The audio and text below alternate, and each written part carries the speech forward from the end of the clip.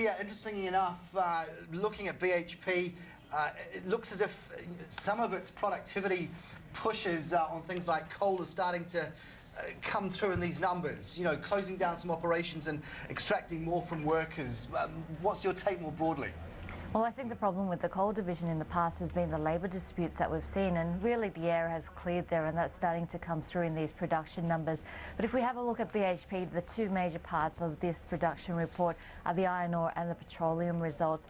Altogether, an extremely good result, and really puts BHP on track to deliver a volume increase of about 10% by FY14. And this was a goal that was flagged in its recent annual general meeting. In terms of iron ore, broadly in line with our expectations, it actually managed to beat just slightly by 1 million tonnes, but the Pilbara output at a record at 46.9 million tonnes, and keeping its full-year guidance unchanged, expecting an increase of 5% in terms of iron ore production, and that would put it at 183 million tonnes. Petroleum outperformed. We saw a production report of 59.9 million barrels of oil equivalent. Full-year guidance unchanged once again, 240 million barrels of oil equivalent. If we have a look at copper, that was slightly disappointing for us, even though we did see an improvement quarter on quarter. Escondida still on track, though, to increase production by 20% in the current financial year.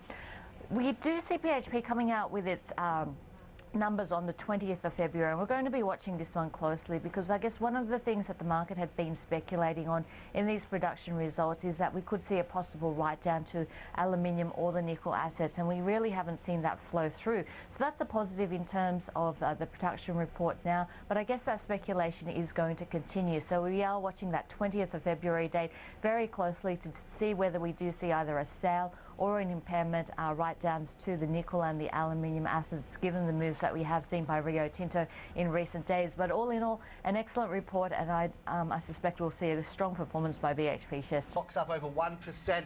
You know, we had that significant round of job cuts just a few days ago. Julia, how much has that contributed to this result?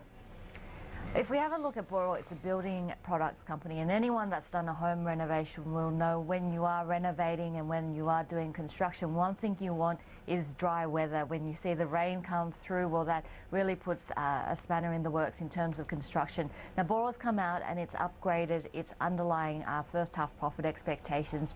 It's saying that its underlying business has been better because of the drier weather that we've been seeing, which has really boosted construction. So that first half, expecting to see an underlying profit result of $52 million. As you mentioned, Carson, that's hot on the heel of its cost-cutting announcement, where we are going to see some changes in terms of its business, not only the reduction in terms of headcount in its business, but also the sale of its Thailand construction business and the East Coast Australia masonry business as well. So all up aiming for savings of about $105 million. And I guess the net result of that is operational efficiency. And from FY14, we should really start to see the benefits of some of the changes that Boral is making at the moment. So Boral, a building products company, in the last few days we have heard of a restructure in terms of the company, which should lead to operational efficiencies, but the weather has been on Boral's side as well, and that's really been a key part of the upgrade that we've seen. Counting viewers down now, 1.25 hours away. CPI influences on the Reserve Bank. What about the stock market? You know, which sectors on a better than expected read, so a benign figure, which sectors might take off? We are expecting to see a pretty good day for the Australian share market. Yesterday we saw the Aussie market reaching a 20-month high, hitting that 4,800 point level before pulling back again, and that's the mark to be watching once again today. If it can push past that 4,800 point mark, it's looking pretty good for the Australian market. In terms of technicals, we are coming up to a very important level, and that's the 50% retracement level from the high that we saw back on the 1st of November 2007 to the low that we saw throughout the global financial crisis, and that's around the 4,990 point mark. So we're watching that one very closely, because we are sneaking up to that mark. We've seen the Australian market gaining now in 8 out of the last 9 weeks. In terms of the economic side, recently we saw labour force numbers, and they were softer than expected. So that increases the probability that we will see an interest rate cut. However, these inflation numbers are also important, but if these inflation numbers do remain quite tame, then the market's going to stick to expectations that we will see more aggressive rate cuts this year, because we are expecting to to see that employment situation softening in 2013. But all in all, it should be a good day for the Australian share market. It looks like another day of gains and really supported by a strong performance from our mining.